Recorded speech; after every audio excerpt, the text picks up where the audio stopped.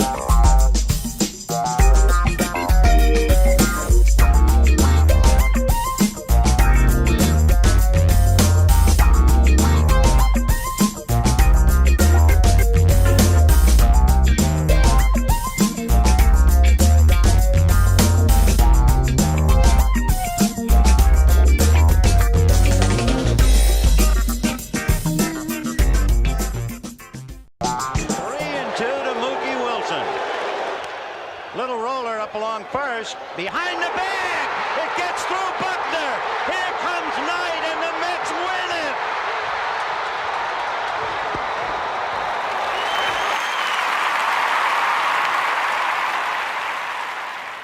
Hello, Tony. Mookie Wilson here, 1986 Mets. How you doing? Long time no see, man. Hey, man, I miss you guys, man, at Knockem Dead Comedy Radio, man. I miss you. I wish I was still up there, man.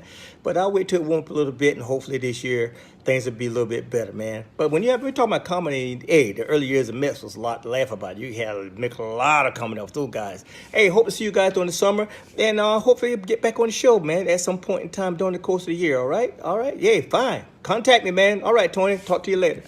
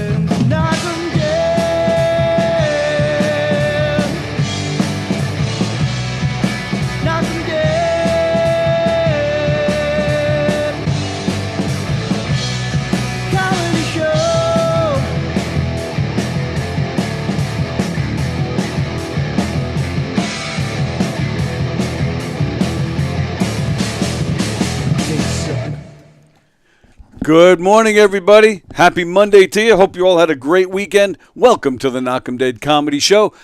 We are coming at you live from the legendary Governor's Comedy Club in Levittown. We're, of course, on Gov's Comedy Club podcast. That's the YouTube channel. That is where I'll be reading your comments this morning. I believe we're on Facebook, too, but I'll be reading the comments on YouTube.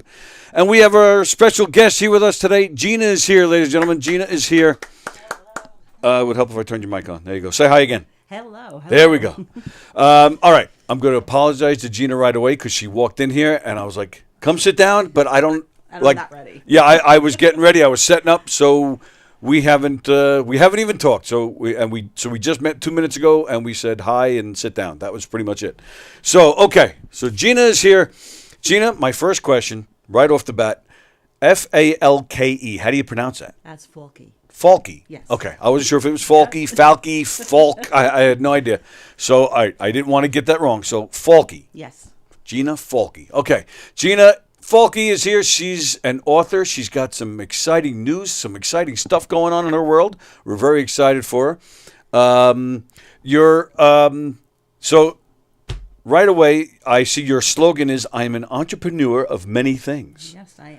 What kind things that we can talk about on the air? Things that we could talk about. Oh, all right, good. I didn't know. Whatever you want to hear. Yeah. Well, that's a whole different show. Yeah. So you have.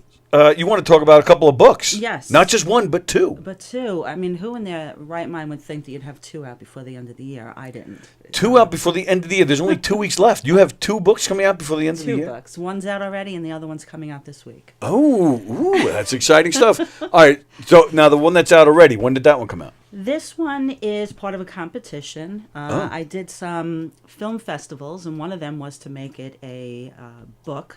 This is a screenplay that's been in the works for quite some time. Okay. It's called Second Chances.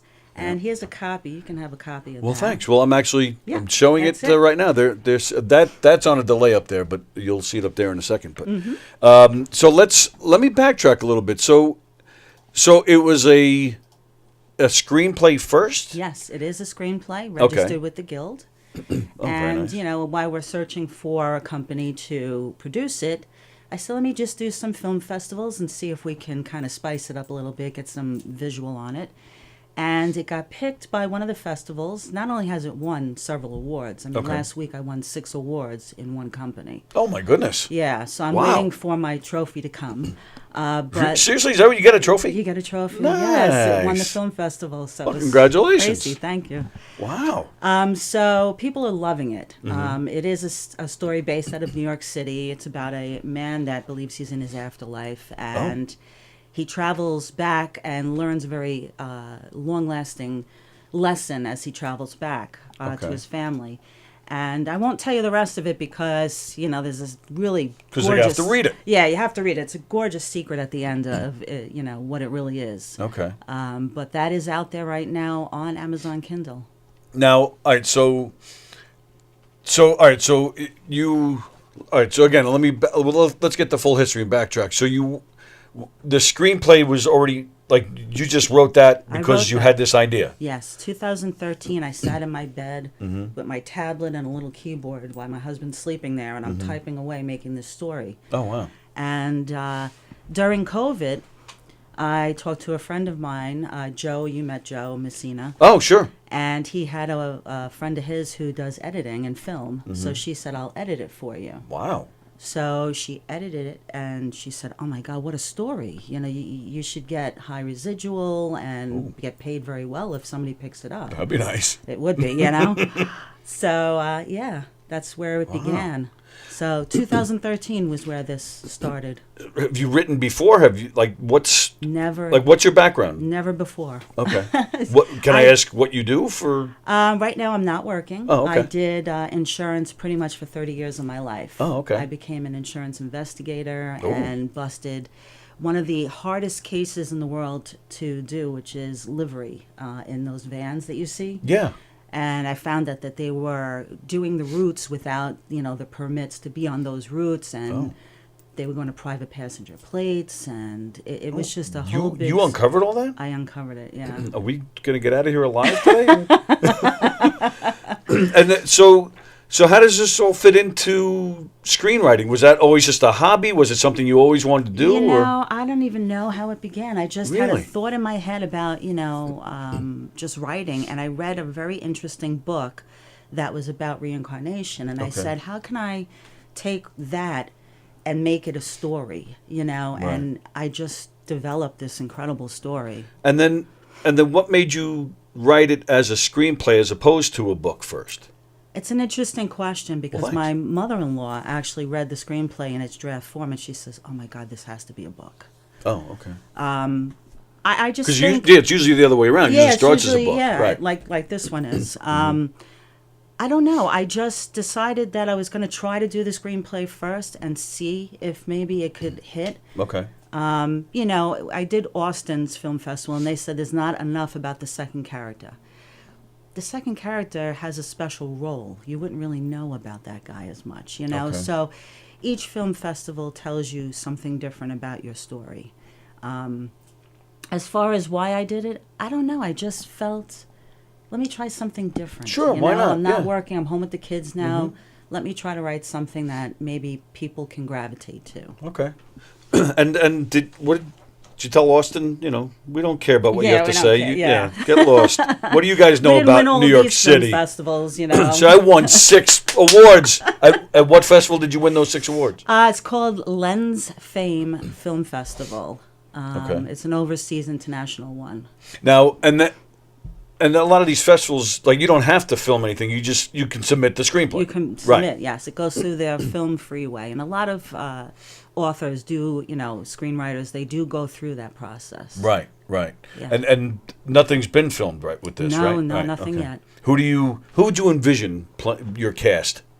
Oh, when I first wrote this, and you're going to think it's crazy because one of them is not even here anymore, John Candy and Rick Moranis were the two that I wrapped my head around for this film from this film. Is this a comedy?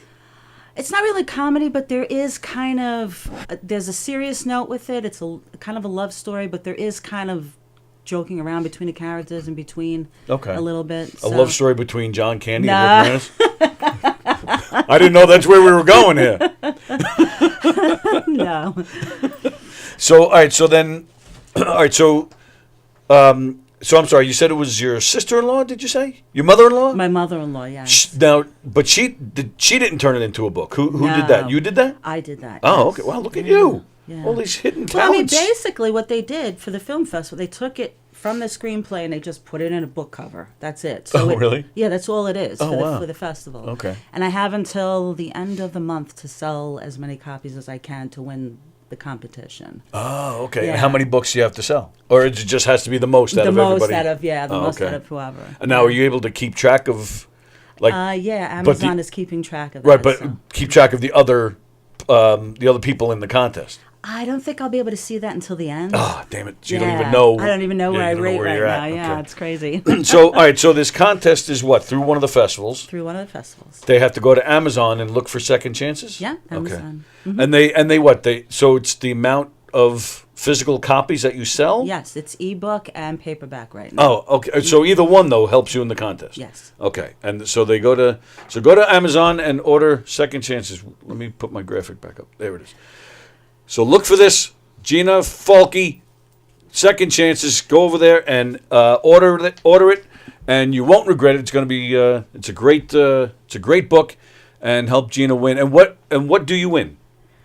I'm not even sure at this point. Oh, okay. Yeah, Well- maybe funds, because sometimes these festivals, they pay you in cash. Oh, okay. Sometimes, trophies, etc. Maybe Right. they'll even make the film. Who knows? I Oh, don't know. imagine that. That would be wild. That would be great. I know. Wow. All right. So hopefully, I mean, anything is good at this point, right? Any Anything. kind of Any exposure, exposure, anything yeah. that can help. Right. I hear you. I just had a movie in a film. Going through the film festival circuits last year, and throughout this year. Mm-hmm. And yeah, it's not easy. It isn't easy. It's a lot of work, and you have to. If you, I'm talking, assuming a lot of you guys haven't put any. I don't know if you know or not, but to enter your film at the festivals, you have to pay. It's almost like filling out a college application. You have to pay to apply to these places. Same thing. You have to pay. It goes through a whole process. Has to get approved. Mm-hmm. Yeah, it's tough. Did you? And then there's, did you go to any of these festivals at all, or I haven't been to because any of that's a them. whole process in Yeah. itself? Yeah. So there's none local that you submitted to that you could have gone to, or no? I missed Tribeca's. I always Okay. wanted to try that one. So when that comes up again, I'll try that one. Right, Because this okay. is a New York City-based film. Right. Do you remember those, along the I think it's the west side, they have those buildings where they had like the planes and all that? Yes. It was based on one of those buildings that I saw Oh, okay. online. And, in the beginning of the film, you see the light go through the broken window because it's all run down now, and it, comes into it, and that starts the story. I guess just for me, the city always fascinated me, with the buildings I love and the the city. architecture and Yep. everything. And, I just said, why not just make a story about the city and see what happens? Sure. So, hopefully people love it. Hopefully, and then I find through the festivals too, even if you don't win anything, it's still just a great experience. And then there's also a lot of networking too. There is. So hopefully, even that aspect of it, you might find some, just some independent guys. Even if you get, maybe like a half hour's worth filmed, at least that you can send out and you can post. Exactly. And with any film, when they get it and they make the movie, they're going to change some of it anyway. Oh, absolutely right. So they may add more about the second character or add other things. But, just being able to be in these festivals and experience, the wins and getting the exposure on it is it's just very thrilling. Absolutely. It Yeah. really is. It's very exciting. Yeah, and I do hope you get to. We didn't do. I don't know if we submitted to Tribeca or not, but yeah, we've never done that either. But yeah, that's like the Mecca. Yeah. So yeah, hopefully that works out for you. Hopefully. Very nice. Yes. So all right. So this is the one that's out right now. Go to Amazon and get that one. So now what's the story? So for most 99% of people, are the time it's consumed in this and getting this out and doing everything you got to do, but which you've done. But in the midst of all that, you now have another book coming out. Yes, I do. Holy moly! This is it's just a fantastic story. During the first beginning month of the COVID, when Yeah. it first hit in March, or February, wherever it was, Joe said to me, let's go to my place of business, let's Okay. shoot vampire, and let's, see what we can do. So, of course, I had sent you 2 pictures. We shot the most yeah. incredible pictures vampire style. Well, all right. So what's the deal? What's with the? Whoops. They can't see that. That's what the viewers see. So I'm screwing up like crazy, but you guys can't see that. Thank goodness. What's the vampire fascination or interest? Whatever you I've want to call it. always loved horror. Oh yeah. From a little kid all the way up. Oh, okay. Frankenstein, Dracula were always my favorite. And I think there's something so appealing and alluring about a vampire. I mean, when you see that picture, you can't get any, more sexy, of a picture. But, we took the vampire theme and he said, all right, we shoot vampire. And we did. And then he said, you write really well. Why don't you try a poem and put it on a page on Facebook on one of the vampire forums and see what happens. Well, when it hit that forum, it went poof, and it Really? people just loved it because I could do poems like this. Oh, okay. And then he said, why don't you start writing a story? Well, I sat down at my keyboard, and he and I started it together, and then I just kept going. This novel is 490 pages. Holy moly. And I kept writing. So there's 4 already out of the 5 in draft form waiting in my computer to be put out at some point. They have to be edited and reviewed and all that. Right. But every night I would write a piece, stick it in a document, and just, all right, I'll get to that at some point. Sure. And I took the first one and I said, this is a story that I want to tell. And it's not just a vampire story.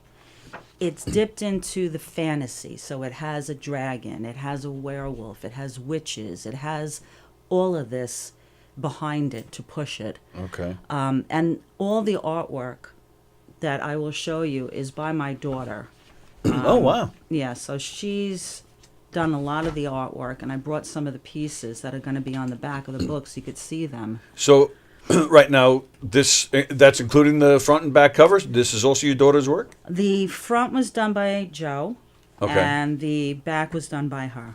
So, you say the front was done by Joe. Is that a photograph of It's a somebody? that's me. Oh, that's you? Yes. Oh, wow. Yes. How did you meet? How did you and JR get Together? Yeah, how did all this happen with the you two? Levittown Hall. where he has right? Wait, he those was shoots every so often, yes. right. yes. JR was in here a few weeks ago, Mm-hmm. where he talked about his photography group class, where they meet at a place called Levittown Hall, which is maybe not even 10 minutes from here, and they just shoot. They shoot whatever they want. Yeah, whatever they can get their hands on. But they're always looking for people to come in and model for them. That's true. So it's great exposure for them, great exposure for you, and they'll, if you want to get headshots done, you want to get anything done, it's all for free because you're helping each other. So exactly. I did when I first did that. I did a red dress shirt, a man's dress shirt Right. for Christmas, and then I did a Santa outfit, and we shot some pictures there. a man. Wait, yeah, let's go back a second. Wait a second.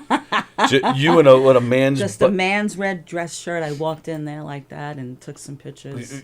Just that? Is that what you Just that, yeah. Nothing. No. Like what? My good. And Yes. what? I'll share that with you later. Really? Hey now.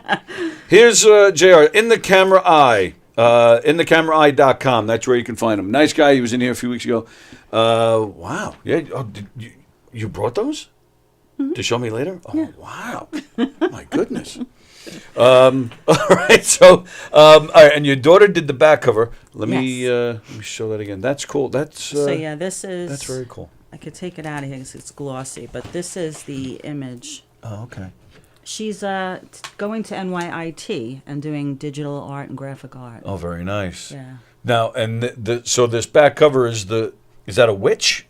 That's supposed to be the character in the story. Okay. Yeah. And she's just Petting him. petting the Yeah. dragon. Yes. Okay. So so you guys can see that, right? Now, was this hand drawn or this is all digital? That's all or? digital. Okay. Yeah. Very nice.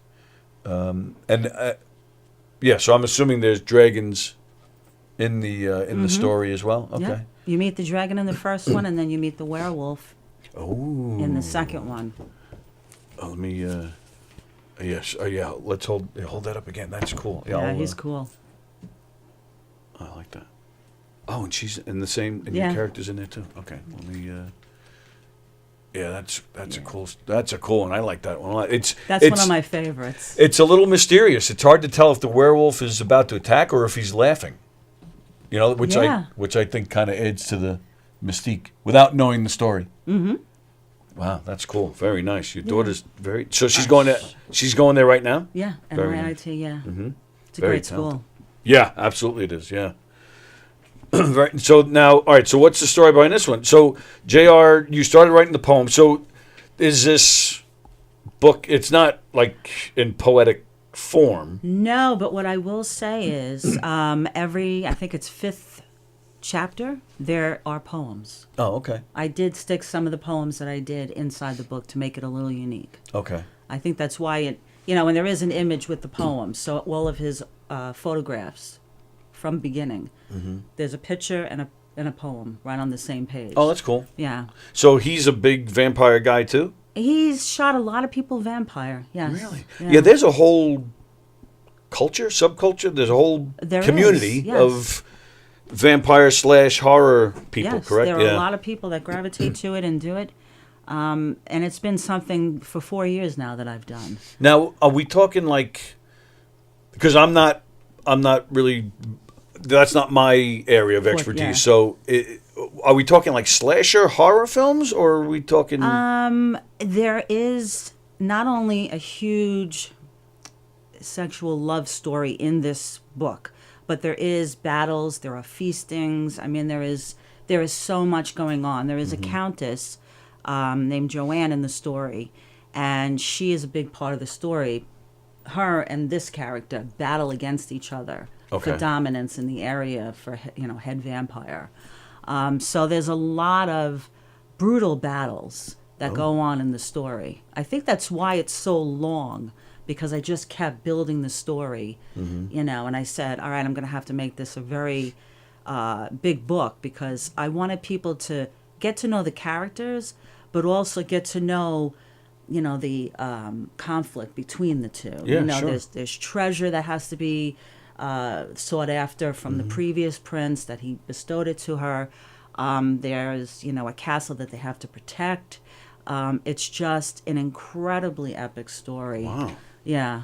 You take The Hobbit and put it into vampire, and that's really what it is. It's just a very evolved, in-depth story about a vampire. Now, I would think it's kind of making sense to me that the book would be so many pages, because I would think to have battles, I mean, it takes I would think lot. it would It take a takes a lot to lot to describe describe what's it. going on. Yeah. Not having written anything like that, but that would be my guess. Yes, exactly. And then, you know, there's a witch who's in the story, you know, and she creates these mythical creatures for her as the books go on. Oh, okay.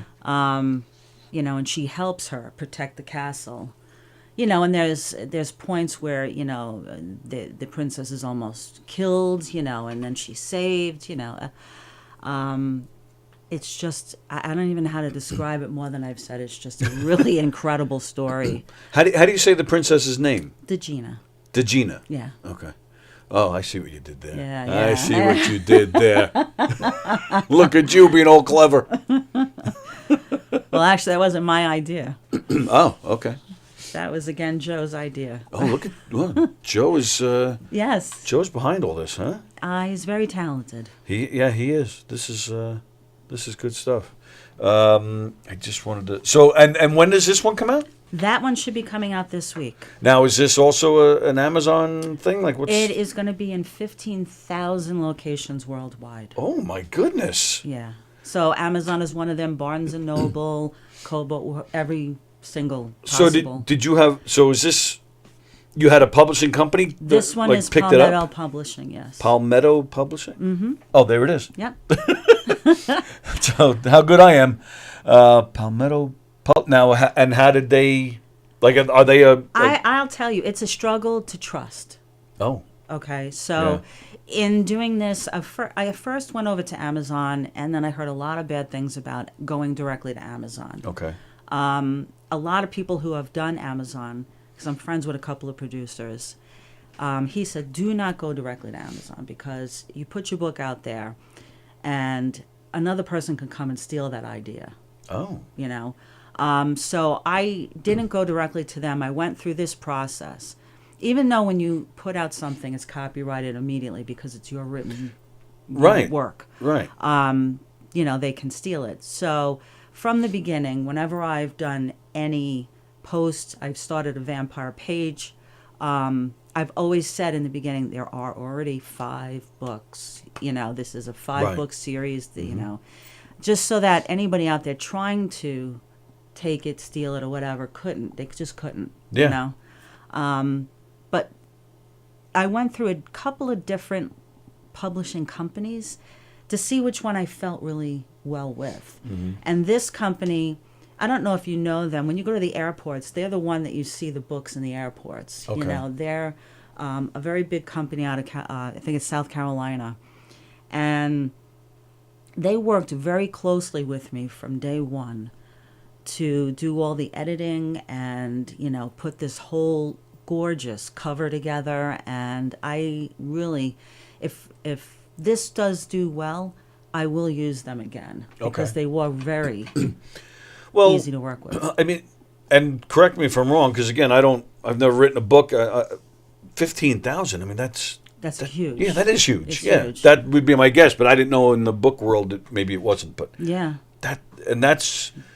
And forgive me, I know you just said it. Is that the whole country or the whole world? it's worldwide. Worldwide. Yeah. That's amazing. Yeah. How exciting is that? It's super exciting. But do they, and believe me, I'm not asking for numbers or anything, but they don't give you like an advance or you know, like they don't buy like distributing rights or something to put it out there all over the world like The that? rights are solely mine. So Okay. I ordered, and I'm going to be receiving like 300 copies so I can use them at Comic-Cons and stuff like okay. that. Oh, that's a good I idea. have 50 people already that have asked for signed copies. Sweet. So Yeah. I'm going to be, taking care of that as soon as I get my delivery. Mm-hmm. But I think they said 4 days from last week, this should be out. I mean, you can find it right now. It's out there, but it Okay. says coming soon, like if you go to Barnes & Noble. Right. But in a few days, it will clear and it will be available in time for Christmas. Yeah, and you just said Comic-Con, so that's part of your plan too for promoting, which is Oh, a yeah. great idea, by the way. Yes, I've done a couple in the past, and I'm slated to do 4 of them in 24. But you say you've done them in the past. For what? For this book? For or? this book, yes. Oh, okay. So, I take printed copies of this, and I Yeah. go to the Comic-Cons, and I'll show you, I have a couple of gifts for you. Ooh. But we sell the photographs of the princess, we sell pieces of artwork. So not only do we do these pieces for sale, but we did pins and stickers and stuff like that, so we Okay. can do giveaways at first. Sure. And then- Giveaways is always a nice Yeah. way to get people. Yep. And, we did magnets also. So Okay.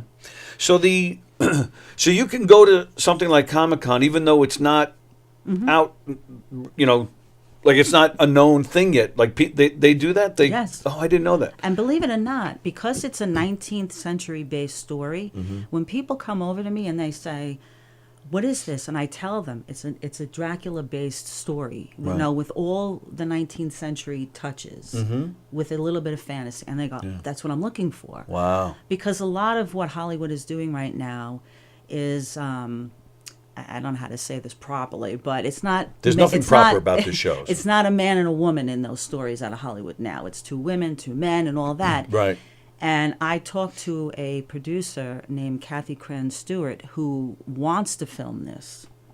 She Okay. wants to take this story to Dracula's castle in Romania and wants to film this whole story. Oh my goodness. Yeah. That's incredible. So once I get a little bit of money, I'm going to just have her, take care of that. Yeah, sure. And so this is man with woman, Yes. right? Yeah. Yes. Which, yeah, you're right. Is not the in thing right now. But Yeah, a lot of people told me they didn't like Twilight because it just was too much. This is a story about a woman who, now rules a castle, and the man that she loved in the beginning, she couldn't have because the vampire prince was the one that, took her, and Right. took her away from him and cleared her memory of him. And he gets killed. And then the story just builds around those two.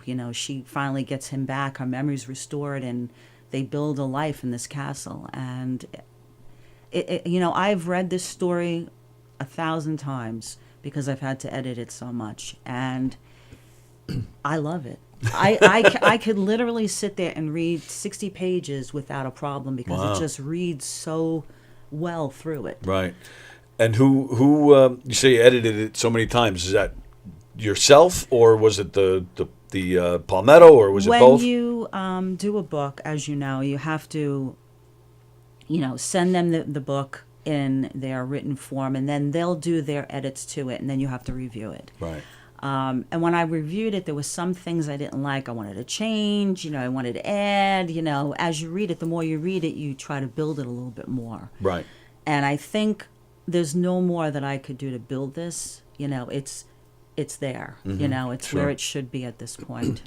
So 5 books in this series. So how many pages is that altogether? They're all about 400 pages. Holy moly! Yeah. So you really I went deep into it. right. Yeah. And was it when I have a comedy troupe and we do dinner theater, audience interactive dinner theater. What I find when I do have time to sit and write, which isn't often, but to or even doing my bad stand up here at the club, like once I just get going, then it just kind of starts. Yeah, it starts to go. That must have been the case for you. I mean, to have all those pages, it must have just came flowing out once you got started. Yeah, once I started, and I don't type. I'm tired of typing. I talk it into my phone and I write it that way, and then I just copy it from where I talk it in. Yeah. I put it into a document. Oh, wow. So you start to feel the story, I think, a little bit more when you talk it as Okay. opposed to typing it. Sure. So, in the depth of the night, and Right, because you're almost performing it, kind of. it, Yeah. So I think that's how. Oh, that's interesting. I like that. Yeah, that's how I made this story. Is I talked it in, and I could go for a while with it. Yeah. So Jeez, you must have had like hours of recordings of hours. yourself. It's Holy hours of moly. recordings. Yeah, it's crazy. Wow. But yeah, that's how I did it. This is what a year. I know. It's crazy. Very exciting stuff. And that's great about the Comic Cons. I had no idea they did stuff like that. So Yes, and I portray the character, so I go in vampire, with the fangs and that Yeah, like- costume, and right, like the picture that we showed, like you'll show up there and something I like will that. show up like that. Yes. And I have this other picture And that too. one. Yeah. So and I'm sure that piques interest too. I mean, People immediately come over and go, "Okay, what are you doing?" right, And right. when I was at the Hofstra event, a couple of months back, one of the guys that was actually a news person for the school, he came over. He says, "I love what you're doing. Can I interview you?"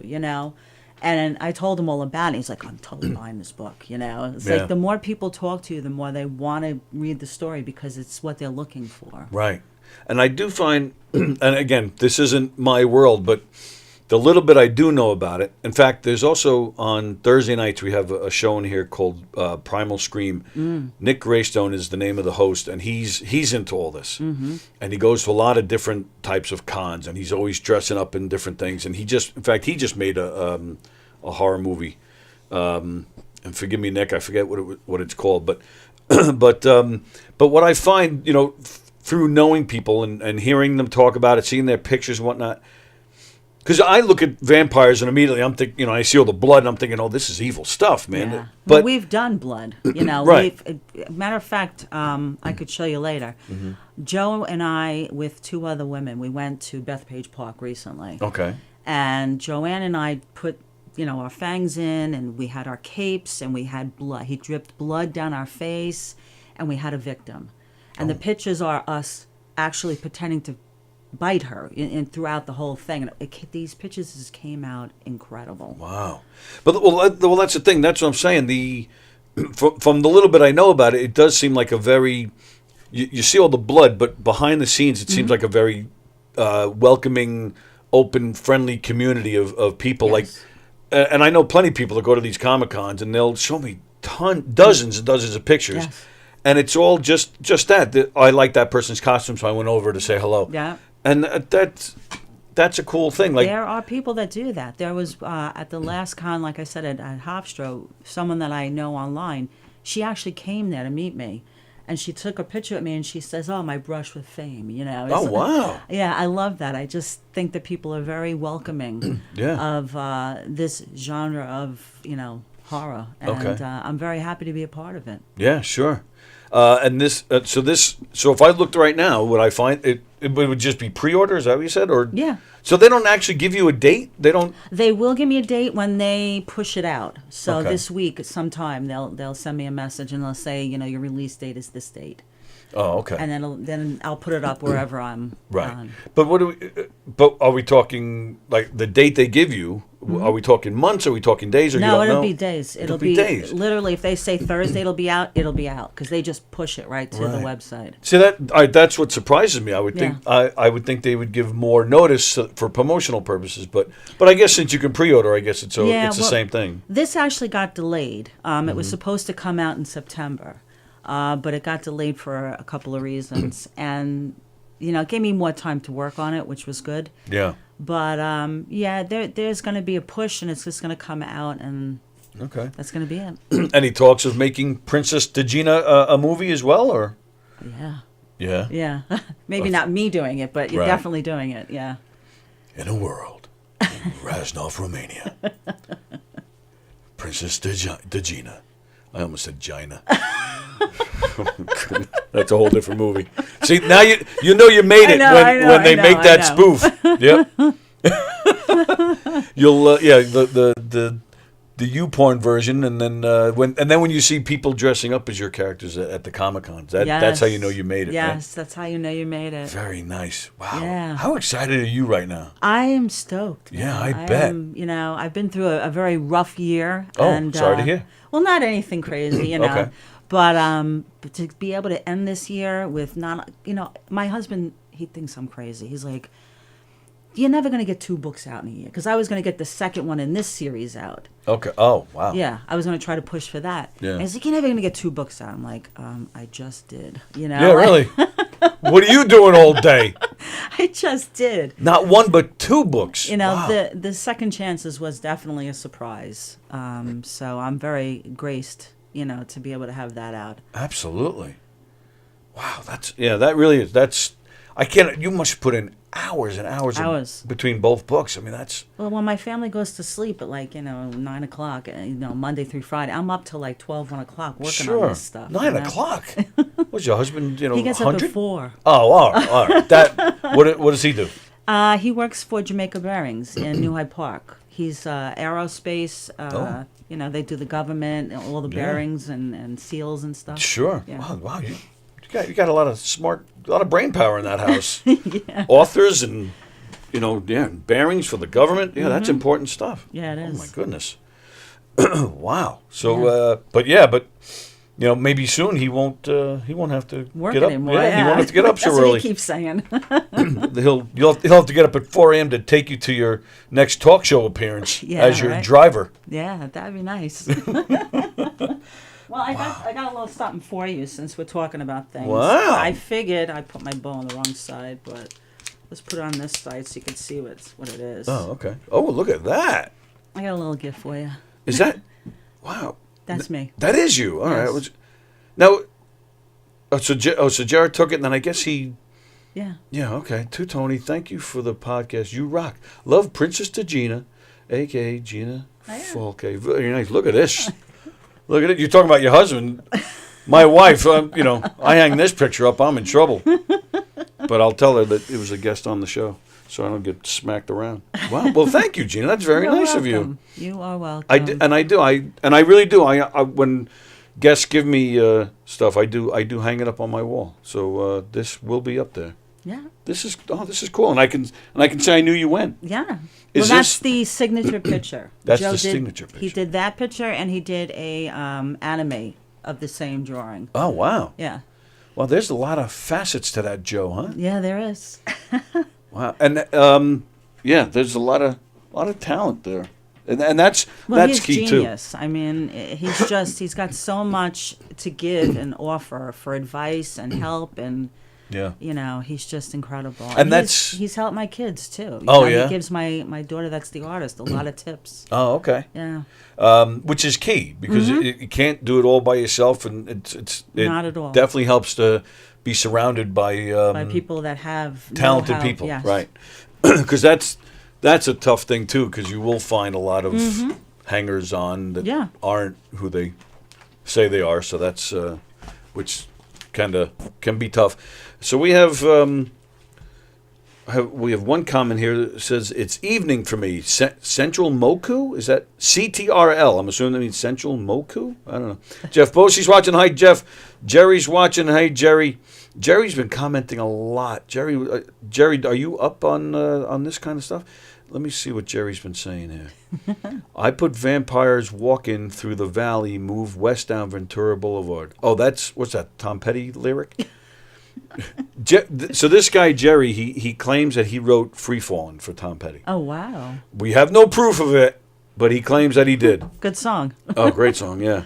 Okay, and he said, Djina, that's clever. Beautiful front cover, he says.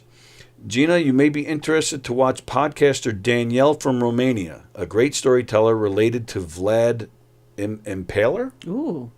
That made sense to you? Yes. Okay, good, because it made no sense to me. Danielle Deaver is her YouTube name, covers all Romania stories, werewolves, witches, vampires, the history, the myths of it all. Okay. Awesome, I'll check it out. Yep. She's also a multi-book published author in her 50s, looks 10 years younger. Okay. She's native Romanian, living in Canada. Jerry, is she paying you? There's a lot of promotion here for her. Excellent resource person I saw last night for the 10th time. Okay. Okay, cool. Very nice. I'm looking at my questions here. I think, making sure we covered everything. I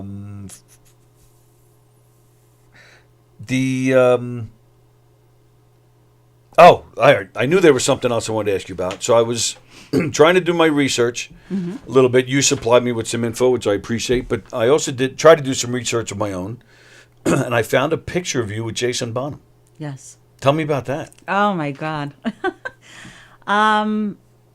They were playing. I have it. They were playing Jones Beach, and we were going to see the show with a couple of other groups that they were playing with. And my friend said, "Listen, they got meet and greet to meet Jason." Nice. And Jason and I had been talking on Facebook Messenger for a while. Really? And I said, "Listen, I'm going to be there. I got passes to come back and meet you." He says, "Cool, I can't wait to meet you." And it was the coolest thing. Like, I saw him come out, because you have the stage, and he comes out, and I could see him, and Lou Graham was with Foreigner that night. Okay. It was a surprise. Oh, sure. I remember seeing that on YouTube. And he turns around to us, and he goes, "Look who's here," And he comes up, and he goes, "You're Gina, right?" And I go, "Yeah, I'm Gina." And he told us all about what was going on with Led Zeppelin and Robert Plant and that whole, bickering. And then he talked about the music and what he was doing with his, show, which I just saw the show. The Zeppelin thing? Yeah, I just saw it. It's last great. week. I've seen it. It's amazing. Yeah. And we took pictures, which was Nice. really cool. Right. And he signed. I was wearing the shirt that had the symbols for his father. Right. And he took out a pen and he just signed my shoulder, So that was cool. He gave us a lot of free merchandise that day. Cool. And it was just like the greatest moment. How did you get his attention on social media that you guys started talking? I just sent him a message and I said, "Look, I loved Zeppelin and your father was the best, and I saw your concert and I think you guys are great." And he responded. Which Just like that? Just like that. Wow. I don't think he's doing that much now because he's become so much bigger than. He's been playing with Sammy Hagar. Yeah. Who is one of my favorites. Yeah. He's been, and they're coming back. They just announced a tour for this coming year. Yeah. So they'll be back Well, around. I met Sammy and the gang. I went to, Nassau Coliseum a couple of years back. Right. When they had Sammy. Right. And we were backstage with them. That was pretty incredible too. I've had the pleasure of meeting Sammy twice. Yeah. Yeah. Very nice man. He's a nice guy. Yeah. Yeah. Absolutely. Jason Bonham. I mean, tremendous drummer. I mean, Yes. right up there with his dad, in my opinion. Well, his dad I thought was the best. Keith Moon and Rush and all of them. They had great drummers, but Bonham was just unique. Yep. I mean, most people, you talk to any drummer, most of them will say Bonham or Ringo, really, Yeah. right? But I think Jason is right up there with his dad. He's phenomenal. Yeah. Holds his own when he does play with Zeppelin. Yeah, he does. And like you said, Foreigner. I mean, he's played with everybody. Yeah. He's nonstop, that guy. Yeah.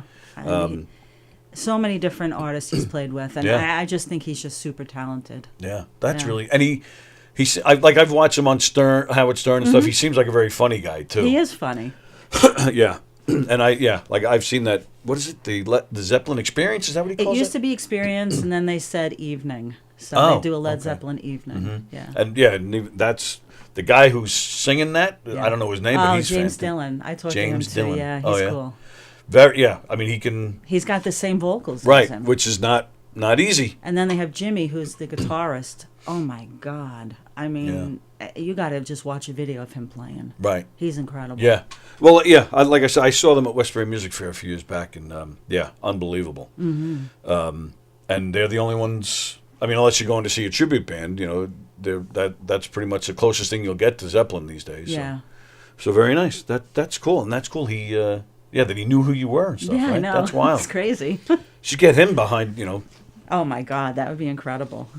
I mean, shit. Even if you get him just to going hold on, it up. right? Just to post it on Facebook, him standing there like that would be a huge boost.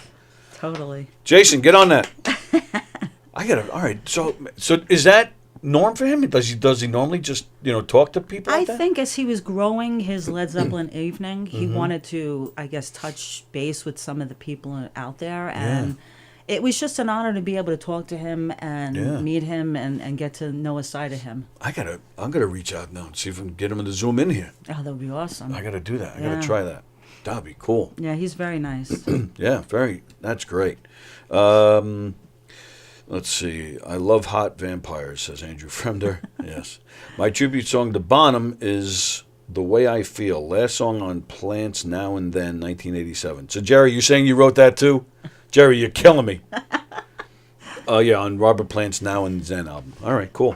All right, so you don't have a release date yet, but it should be any day. Should be any day. Okay. And this one is Out already. out there right now, and help her win the contest. So get on over to Amazon to get this one, and then head over to Barnes & Noble to pre-order this, and then hopefully order it, or be able to order it, receive it quickly.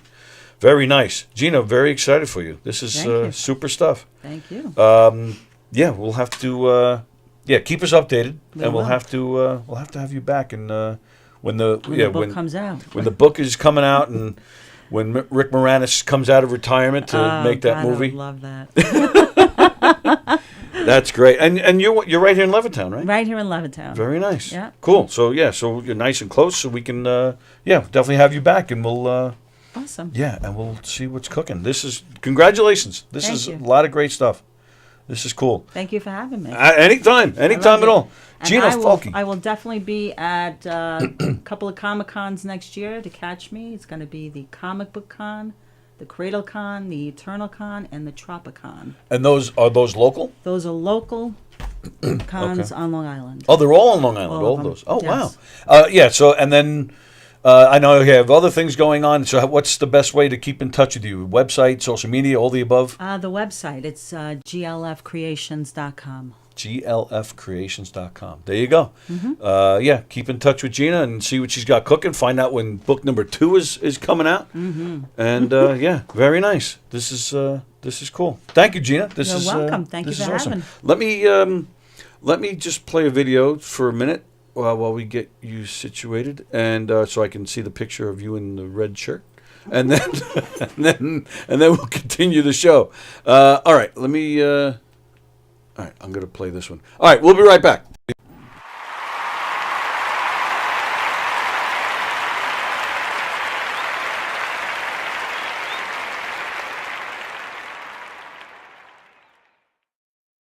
We are having so much fun, and we know you're going to love our next guest. His name is Tony Walker, and he is a comedy guy. Comedy cures everything. So. Absolutely. I had cancer at the age of 32.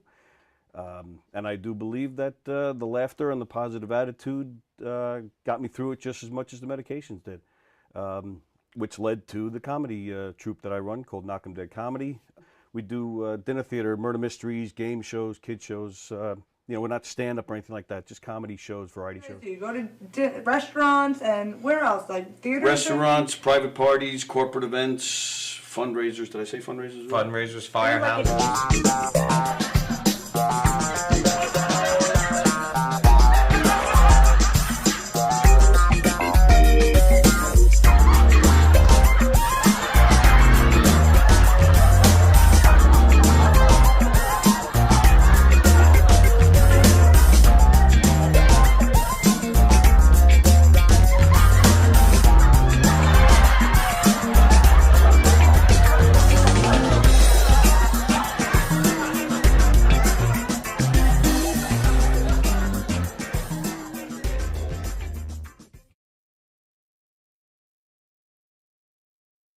Comedy shows, they're murder mysteries, they're audience participation. It's a scripted show because there's clues and hints that have to go out, but it's not a don't blink or you'll miss something. It's not Agatha Christie. Right. It's a comedy. It's lighthearted, but one of the characters does get killed, Right. and then the audience has to figure out who did it it is. and I why. wanna get killed. And if it's a private party or a corporate event, we personalize it to fit their event. Now, do you ask the audience for help with the mysteries? Or Yeah, you- they solve it. All by themselves. Based on what they saw during the show, we even give them a little section where they can interrogate the suspects. Oh, that's And, fun. you know, so we'll deflect, deny, point fingers at other characters, but everybody makes the rounds throughout the whole room and Okay. talks to people. The show is guaranteed. It's 100% guaranteed fun. Totally. Everywhere we go, Always. everybody loves that show. The audience they just get so involved, and there's just such a part of the show, and that makes it even better. The other things that you do aside Yeah, from we do mystery. game shows. Oh, the game show, we have a podium. Okay, and we're back. We have so Gina's going to stick around. She's just going to hang while I get on to the other things I wanted to talk about today. So how was everybody's weekend? I wanted to talk about the weekend. I don't, Gina, of course I'm not going to ask how old you are, but I'm going to guess you were around in the 80s. Yes, I was. Okay. I'm going to ask, were you around in the 70s? Yes. Okay. The reason I ask, because I got a few things to talk about from the weekend, but the first thing I wanted to talk about was I had like these weird, I had almost like a Twilight Zone thing going on Friday? Yeah, Friday. Friday afternoon, I was home. I do, like I said, I have my comedy troupe. We do murder mysteries. We also do game shows, comedic game shows, and I had 2 game shows booked for this weekend. And Friday afternoon, I'm home before I had to head out. You know, I finished doing the show here, and I was getting ready to do my game shows, and I'm home, and there's a knock on the door. And you know, I'm walking towards the door. I wasn't expecting anybody. I open the door. It's this kid. I don't think he was more than 13. Has a rake in his hand. Asked me if he can rake my lawn for a couple of bucks. Sweet. I know. I was like, but I mean, I don't think I've known like Anybody that to do died it. years Yeah. ago. You know, like I couldn't believe it. I was like, really? You want to rake the lawn? He's like, yeah. So he goes. So I said, yeah. So he pulls out his hefty bag and he's got the rake. So I go out there. I go, what's your name, man? He said his name was Ethan. And I said, and you know, just to be sure, I said, your parents know where you are? And so he goes, yeah. I told him I'd be riding around looking for lawns. I said, you live nearby? And he told, he was only about 2 blocks away. I'm like, oh, that's cool. So, but it was probably around 4 o'clock or so that he knocked on the door.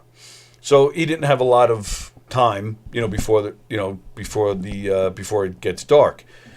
So he was out there for about maybe 15 minutes, and I hear him talking, and I think, you know, he had the earbuds. See, I'm old. I want to say headphones. Headphones, I know. He had the earbuds, so I think he was talking to somebody on his phone. So I walk out there. I go, Ethan, I go, everything good? He goes, yeah, I was just talking to my parents. They want to, we have to go out tonight to get our Christmas tree. I said, oh, so you got to get going? He goes, yeah. He goes, but what do you think? I go, it's great, man. I handed him, I think, $25 or something. Mm-hmm. I said, Ethan, anytime you want to come back, I said, you know, I could, you know, definitely use the help. He did a shit job, but who cares? Yeah. I thought it was the coolest thing. We haven't seen that in years. Right. Because I remember as I was a kid, we used to do that. Right. You know, you do the snow, you do the leaves, Yep. and you'd help out other people. Me and my best friend lived right next door. We would just walk up and down the blocks, and you know the blocks around us, and try to make a couple of bucks. Yeah. And I was like, I just thought it was the coolest thing. So hopefully Ethan will be back. But then, so I go out to do my game show. I had to shoot up to Woodbury, and I'm on Jericho Turnpike, and I see a guy hitchhiking. So I'm like, between Ethan and now this guy, I'm like, did it become, like, I'm looking around, like, Is it the 70s again? Yeah, I really did. I actually said to myself in my head, I'm like, is it 1977? When was the last time you saw somebody hitchhiking? Not in a long time. Not with all that's out there now. Well, right. Yeah. I was floored. I actually did a double take to make sure that but I did. I saw the thumb. He had it out. He was walking east on the westbound side. But looking for a ride. That's crazy. I couldn't believe it. I thought it was the weirdest thing.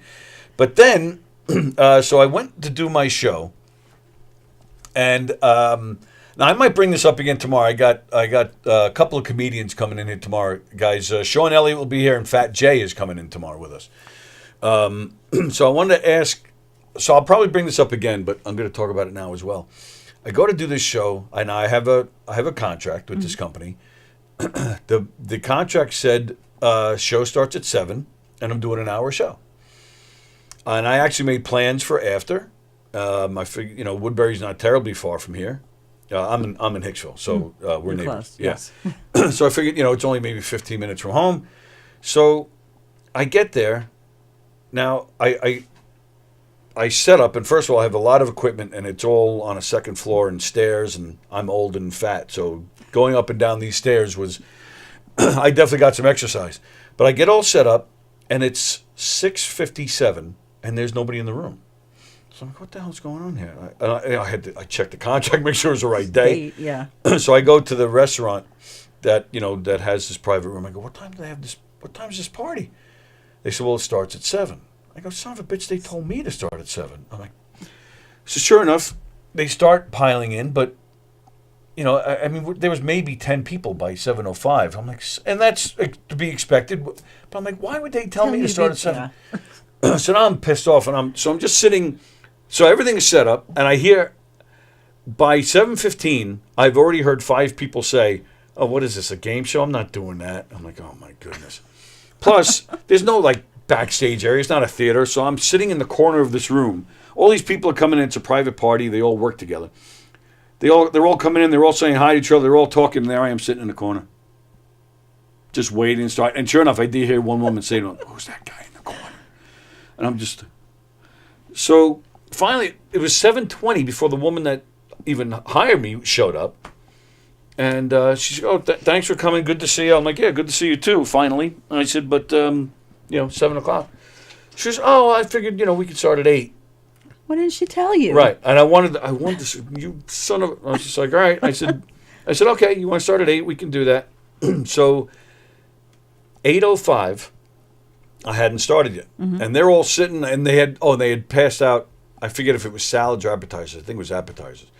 So I'm like, and again, they're all eating, and I'm just sitting there in the corner, like a moron. So it's 8:05, and I walk over to her, and I go, and she's in the middle of the conversation. I just went right in. I go, "Don't mean to interrupt." I said, "But it's after 8." She says, 10 more minutes." So she didn't have her act together at all. No. So I'm like, 10 more minutes. Okay.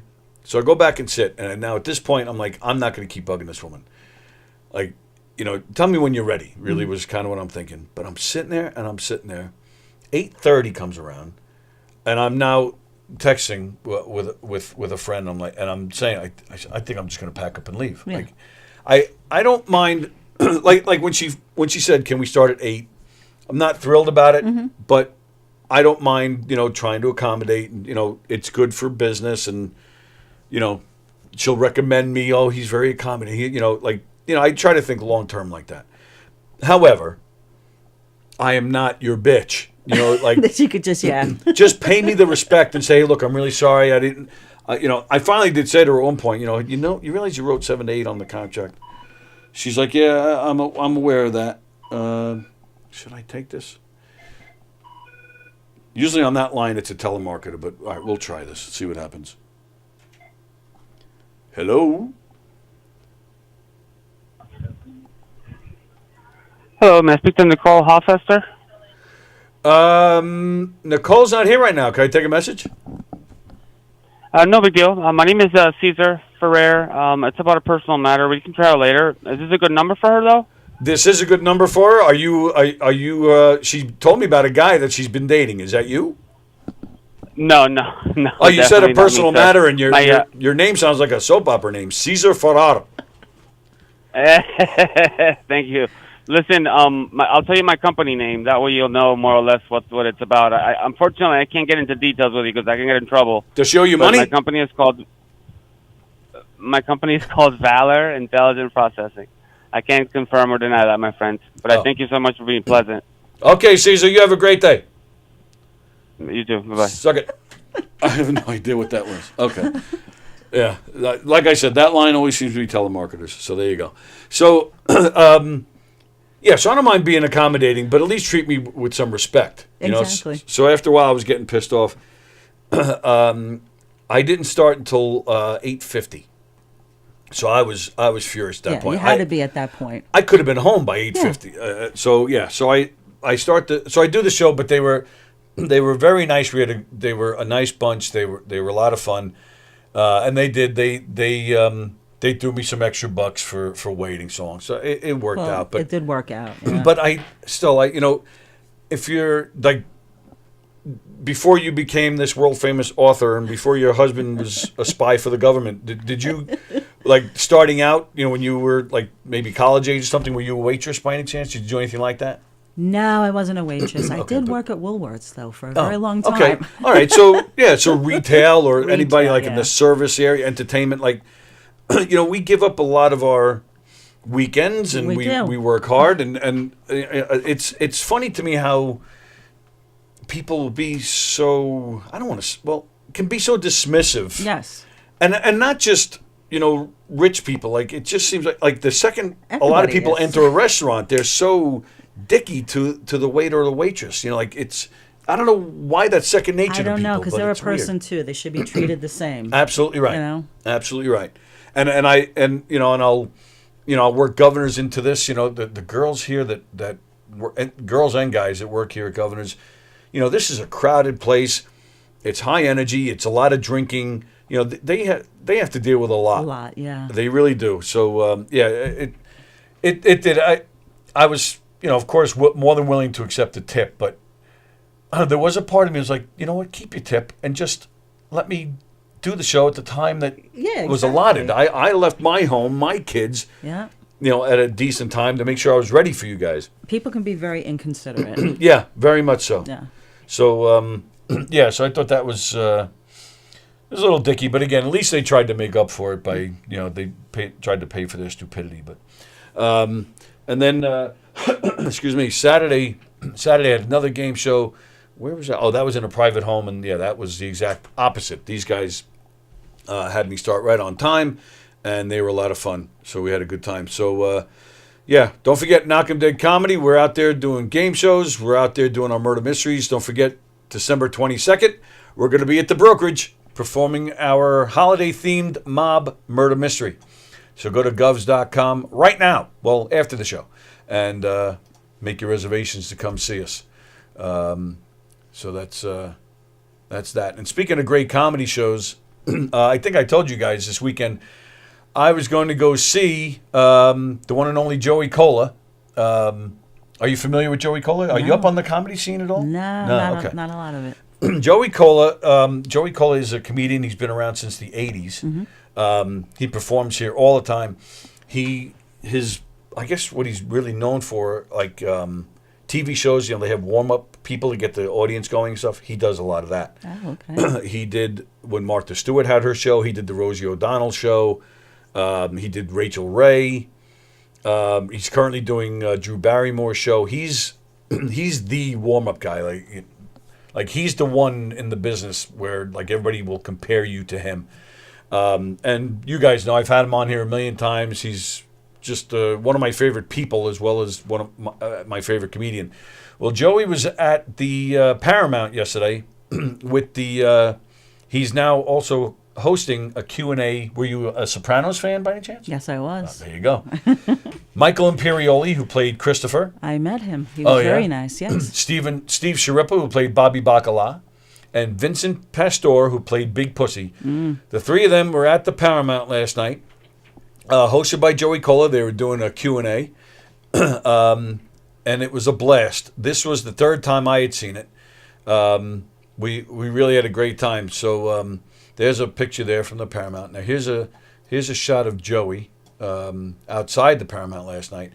I screenshot that. That's from a video of him talking, but I don't know. I was a little confused by that picture because he's not smiling or anything. He's just, I don't know what he's doing there. So then I found on his Instagram, I was trying to find a picture of him smiling. He's a comedian. He's a fun guy. I thought, then I found this picture. This picture looks like he's pushing a fart out or something. I don't know what. I'm like, come on, Joey, smile a little bit. But here we go. So here we go. There he is outside the Paramount last night. There's a big smile on his face. There it is. So then there you see the poster behind him. There's Sharippa and Pastore and Imperioli. So there we are inside. My buddy Rob, who's been on the show, Rob Notaro, he took that picture. That was obviously before the show started. Great shot. I love this shot. I think it came out really good. The Paramount had strict rules, though. If they catch anybody taking pictures during the show, they will be removed from the venue. There's me and Rob just as the show was starting, and then we put our cameras away. So as the show was about to start, we were just hanging out at our seats, and we're just sitting there. Now, you mentioned Bonham and stuff. What other bands are you a big music person? Huge. Oh, okay. So Yeah. name some other bands that you like. Journey. Huge fan of Steve Perry. Okay. What else? I'm just a music lover. All right, well, Rush, just everything. Okay. Yeah. Well, all right. Well, we talked about Jason Bonham before and great drummers. Mm-hmm. If I said the name Liberty DeVito to you, do you know who that is? No. Liberty DeVito. No? Okay. Liberty DeVito, I would say probably on like 90% of Billy Joel's hits. That's Liberty DeVito on drums. Okay. Do you know the name Ricky Byrd? Ricky Byrd. Sounds familiar. Joan Jett and the Blackhearts. There you go. He was the original lead guitar player. Now, Ricky Byrd was in this studio some years, maybe, 4 years ago, give or take. We had a music show in here. Joe DeJesu, who now plays with Mike Del Judas. Yes. You know Joe. Joe used to have a show in here. Joe, still a good friend of the studio and mine. He was just in here a few months ago. He had Ricky Byrd on this when he had a show in here. And it was really kind of strange because before the show, we all went out to dinner. We went to Domenico's. Mm-hmm. And Ricky Byrd, I got to sit next to him at dinner.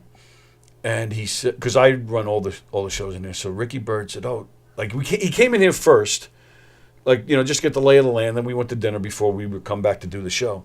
So we're sitting there and he's asking me all sorts of questions about the club and he goes, you have to understand. He goes, I'm huge into comedy. So, all right, I had no idea. He's asking questions about the club. He starts telling me all these bad street jokes. I'm trying to ask him questions about the music scene. He said to me flat, he says, I don't want to talk music. He goes, I want to talk comedy. The whole time we're there at dinner, it's all we talked about. We come back here. He has his guitar, but refused to play. Well, you brought the guitar. And it's a music show, but he refused to play. They just sat and talked for the whole show, which is fine, but we were surprised. So last night, like I said, Rob Nataro and I are sitting there just hanging out, waiting for the show to start. We look to our right, and we see big, wild, white hair. And I turn to Rob and go, man, I go, that guy's hairstyle looks like Ricky Byrd.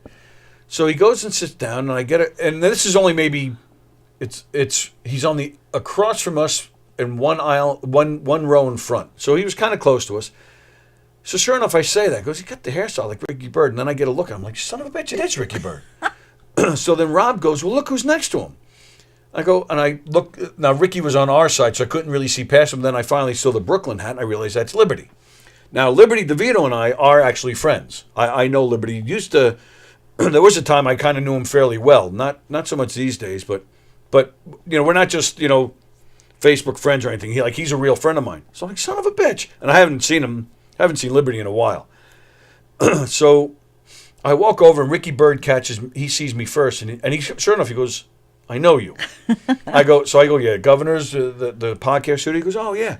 But Liberty sees me. He jumps up. We're hugging, and we're catching. I'm like, what's the chances? We're seeing the Sopranos show now. These guys are here. So I had a good time hanging out with them. That's pretty awesome. So before the show starts, Joey Cola comes out on the stage. The lights aren't on or anything. He's just, again, getting a lay of the land, just kind of looking around a little bit.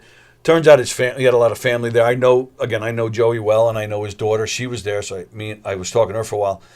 So I think Joey's just trying to find out where all of his people are, and he's looking. So I stand up, and I'm going like this. So sure enough, he sees me, he waves. 2 seconds later, I get a text. Stick around after the show. I'm like, oh, okay. So I go to his daughter. He told me to stick around. I said, they're going to kick me out of here. I said, what should I do? Where should I go? She said, no, just stay in here.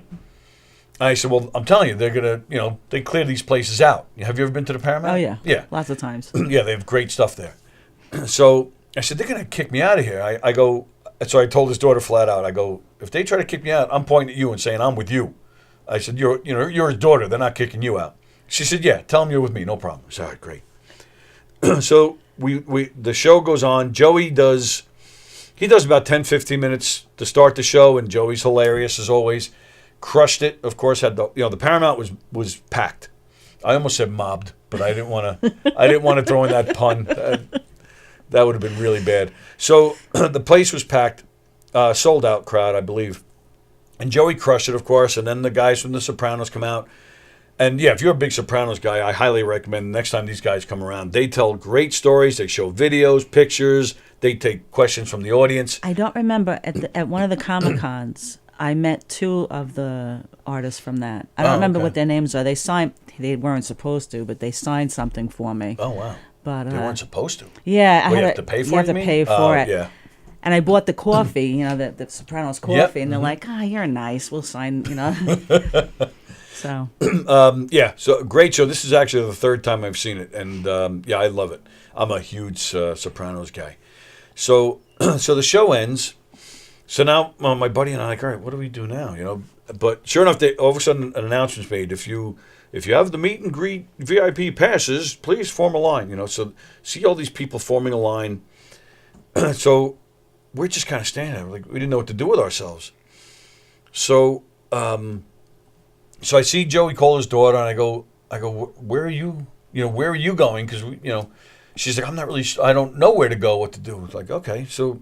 And now and Liberty and Ricky Bird are standing there with us too. So I got Joey Cola's daughter, Ricky Bird, and Liberty DeVito. Like I don't know where to go, who I should stick with. Yeah. Of course, I assumed that they were going backstage as well. And it turns out they said that they had connections to Vincent Pastore, who played Big Pussy, so they were there to see him. So we see security is now on the line, like they're checking people's phones for the VIP experience, to make sure they had the tickets. Mm-hmm. So I'm like, shit, I'm going to get tossed out of here, My buddy's like, well, let's just go. He's like nudging me. I don't want any trouble. It's like, well, they're not going to beat us up. Yeah. They're just going to say you have to go. So sure enough, first they're talking to everybody, and they walk right past us because we weren't on the line, but we were just like next to it. So I said to my friends, they didn't even ask us. Sure enough, the guy, I don't know if he heard me or what, but he turns around. He goes, you fellas, you got, VIP passes? So I just said no. So I showed him my text from Joey Cola. I said, Joey Cola, the host, he told me to stay. And he's like, he does one of these. And then another guy comes walking over. He says, well, are you on the guest list? So like, yes? I had no idea. He goes, what's the name? I go, Tony Walker. Now, the guy pulls out the Joey Cola's guest list. Now, my friend who was with me, we heard different things. I'm standing over this security guard. I'm looking at his list. I see a guy named Tony Cruz. I personally think, because the security guy said, yeah, Tony, okay, got it. I think he mistook me for this Cruz guy. My buddy who was with me says, no, I heard him say Tony Walker, you're on the list. I didn't hear that. Yeah. Either way, the guy said, we're good. And you went in. Yeah, I'm like, let this Cruz guy worry about it. Like, that's his problem. I'm going in. Yeah. So then he says, Joey Cola's people, they go in first. So I'm like, so I went from nothing to like going ahead of the line. So I'm like, how the hell did this happen? Like, it was really strange. So Joey Cola's daughter starts to go. We start to go. And Liberty DeVito turns to me and goes, do we go with you? I'm like, sure, why not? Yeah, why not? Just like, come with me. I went from nothing. Now I'm telling people to come with me. I'm like, what in the world? So we're walking. We get to the front of the stage. Joey Cola comes out from behind the curtain. And now this was a real surreal moment for me. I have Liberty DeVito to my right. And Joey's a big music guy, too. And again, a close friend. So he's saying hi to all of us. And I go, Joey, do you know who Liberty DeVito is? He goes, yeah, I know who Liberty DeVito is. That's cool. But I didn't think, like, there was just something off. So I go, do you know who this is? And he goes, no. I go, this is Liberty DeVito. And he actually took a step back. He goes, no, it's not. I go, Joey, this is Liberty DeVito. I go, the guy who played with Billy Joel for 30 years. Joey comes in. He goes, holy shit. Like, Joey was totally starstruck. This is a pleasure to meet you. So for me, Joey Cola, who's, works with the biggest names of television, Liberty DeVito, who's, played drums for, a rock and roll icon. Forever, yeah. Like, these two are actually, meeting. That's so and I cool. introduced them. So it was a very surreal moment for me. That's very cool. So they talk for a second. And Joey says, okay, give us a minute. You guys are going to come backstage. You're going to take pictures. And I'm like, holy shit, now we're going to take pictures with the Sopranos. Like, this is great. So, sure enough, 2 minutes go by, and security comes out. and they grab Liberty and Ricky Bird, and they're like, okay, you guys, and they're the first ones to go in. Me and my buddy are the next ones in. We go in ahead of Joey Cola's daughter even. So again, it went from nothing to somehow being backstage at the Paramount. So I took this shot, which I thought was kind of cool. So of Liberty and Ricky Bird, meeting the guys from The Sopranos. And that is so cool. Yeah. So they were talking for a minute. Oh wow! And then they took this nice shot. So then Joey Cola calls us over. So now there's me and my buddy, and there's Liberty behind me. And this picture just made me laugh because it almost looks like we're just a bunch of slobs hanging out. Except for old guys, right? Well, old guys, yeah. Everybody in that picture is old. But this picture really made me laugh, especially because Steve Sciarippa, he's looking at me like he's going to beat me up. I have no idea what I was saying when this picture was taken. I have no idea why he's looking at me like that, but I can almost guarantee whatever the reason was he wanted to beat me up, he's justified. Because I'm sure I was saying something stupid. But yeah, so that, and then we took. Oh wow! Yeah, and then we took this nice shot. That is so cool. Yeah, got Joey next to me, and my buddy that one Rob. looks so angry, doesn't he? They all look angry, don't they? Even Sciarippa, even though he's smiling, he's just like, I'm going to enjoy smacking the shit out of you. Michael Imperioli, who's in the middle, he's actually he's not just for The Sopranos, but for other things. He's one of my favorite actors. Yeah, he was a pleasure to meet. Actually, he's very personable. Very personable. Yeah. He loves talking shop. Like when it comes to the art of acting. Mm-hmm. He also writes. He wrote a few episodes of The Sopranos. He directed a handful of episodes. He loves talking about all the ins and outs and the technical end of film and theater and whatnot. In fact, he's in a new play that's going to be opening up on Broadway. I think in March or April or something. What's it called? I forget what it's called. You know what? I'm going to look it up because it's going to bug me. But yeah, so he loves that kind of stuff, and I was I'm typing in Christopher. His name is Michael Imperioli. Let's see. Come on, where is it? Oh, that's it. An Enemy of the People. Ooh. Emmy Award winners Jeremy Strong and Michael Imperioli to star in An Enemy of the People on Broadway. Yeah, if I'm not mistaken, it opens, I think, either March or April. So, Sounds good. And he did a movie with John Voight some years, like probably 15 years ago or so. What the hell is the title?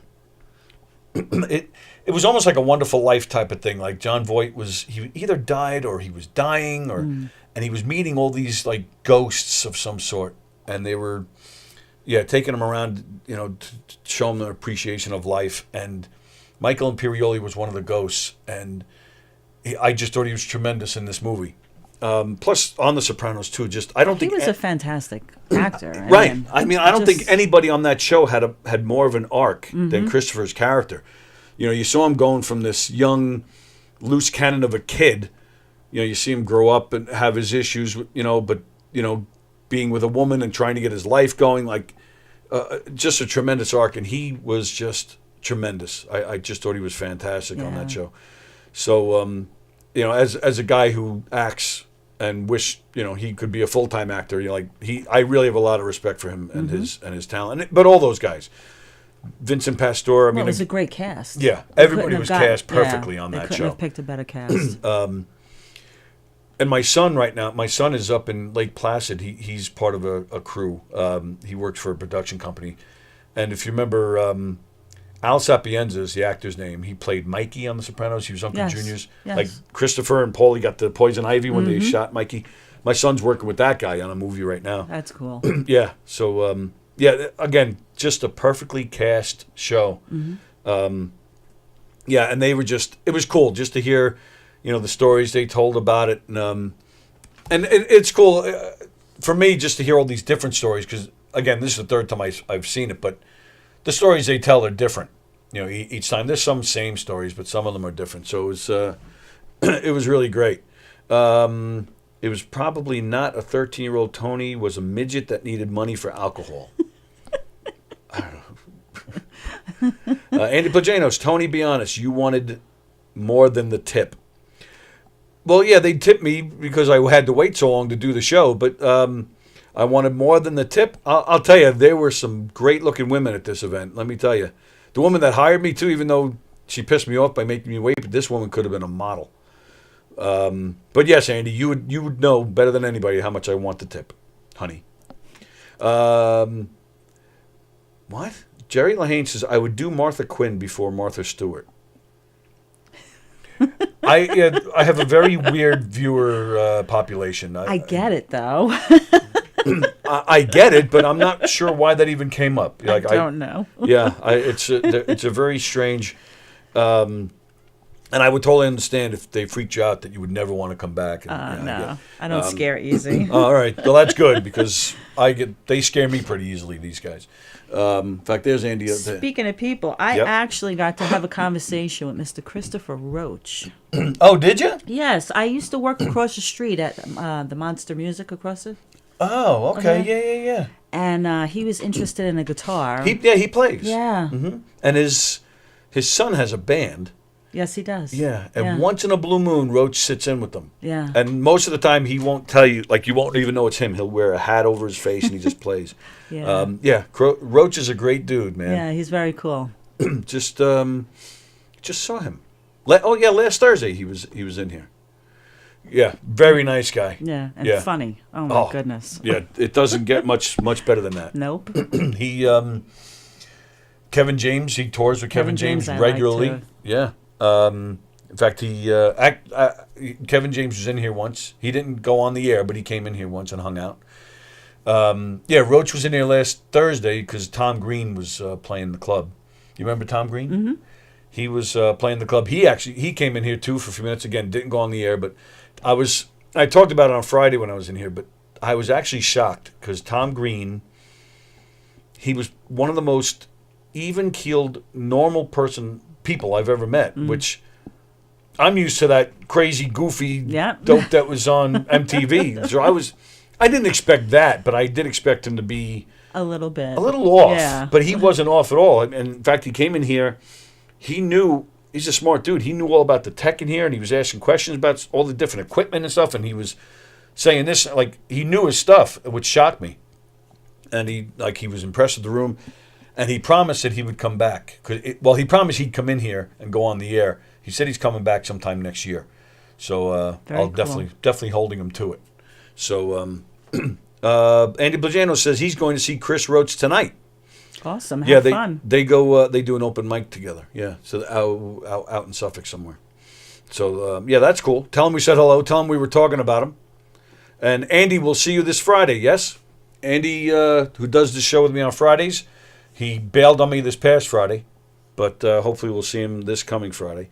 All right, it is just about 12:30, so it's time for us to go. So like I mentioned, tomorrow, Sean Elliott and Fat Jay will be in here for Tuesday Trivia. Thursday, Mike Kaplan, I believe, is coming back. Jeff Skelsey, my buddy Jeff Skelsey, who's been in here a number of times, he'll be in here on Thursday as well. On Friday, I believe it's just me and Andy. I don't know if we have any guests. And that's what we got cooking this week. Today is Monday. Tonight we got Steve Squared at 6:30. I don't know if we have Flip Trucks Radio with Tom Sanfilippo tonight or not. He's scheduled, but I don't know if he's coming. No Hershey and the Keegs tomorrow night. Mike Keegan he's got a comedy show to do somewhere, so they're not here tomorrow night. But that's what's happening around here. Once again, we thank Gina for coming in. Thank you. Let me show these graphics one more time since you were nice enough to stick around. Second Chances. Go find that on Amazon. Help Gina win the competition so she can get some exposure and get that book out there. And then be on the lookout, of course, for Princess Djina of Raznov, Romania. She's coming to the bookshelves any day now. So go check it out. This is the first of a series of 5 books. It's going to be great. So go check them out. Once again, GLF, was that it? GLF Creations. GLFcreations.com. Yep. Go check out the website, see what Gina's got going on. She's got, she talks about her books on there. She talks about some other stuff. Her contact info is there. There's a whole bunch of photos. Great stuff. Her daughter's artwork is on there as well. I love the picture of Popeye, by the way. I forgot to tell you that before. So cute. Popeye's my favorite, my all-time favorite. So there you go. We're out of here. Everybody enjoy the rest of your Monday. We'll see you tomorrow. We'll see Gina again. Thank you, guys. We'll see you guys later. Event today. What will you experience at a Knockem Did Comedy Murder Mystery Show? Suspense, excitement, love, more love, violence. Well, not really. And, of course, some music. Knockem Did Comedy is the #1 murder mystery troupe, entertaining thousands of people for over 20 years. You have a great night or what? Good. Their hilarious murder mystery shows are full of audience interaction from beginning to end that will keep you laughing all night long. Their shows are not to be missed. Knockem Did Comedy's murder mystery themes include a mob show, a redneck wedding, a high school reunion, a family reunion with a luau theme, or your own custom show. Johnny, you have a good time tonight or what? Had an awesome time. All right. You had a great time. KDC, that's what I'm talking about. Yeah, all right. Fundraisers, private parties, corporate events, restaurants, and